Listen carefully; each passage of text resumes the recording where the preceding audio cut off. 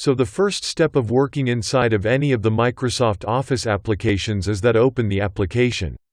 So we're going to take a really quick simple look at launching Microsoft Excel on your computer.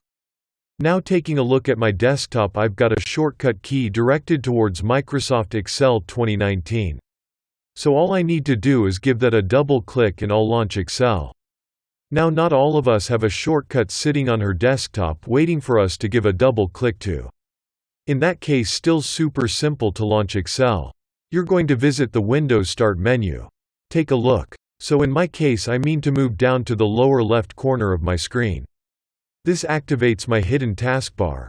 I made a click on the little Windows icon down there. This is my Windows 10 Start menu instead of the Start menu. Now I do want to point out that it may look a little different based on what version of Windows you have on there, but the same concept applies. I'm going to scroll down to find Microsoft Excel. There it is. I've got Microsoft Excel 2019 installed. So I'll give that a click. And I've now launched Microsoft Excel on my computer. Really simple. So whether you got that shortcut key shortcut icon on your desktop, give it a double click, launch Excel, or do you really quickly jump into the Start menu, find Microsoft Office, find Excel, give it a click, and you've got Excel.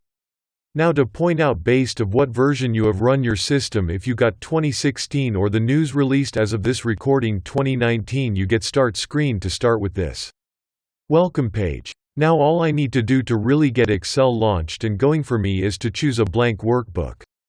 If you're in 2016 or earlier 2010, 2007, 2003, whatever it might be, you've already got a workbook open in front of you as soon as you launch Excel.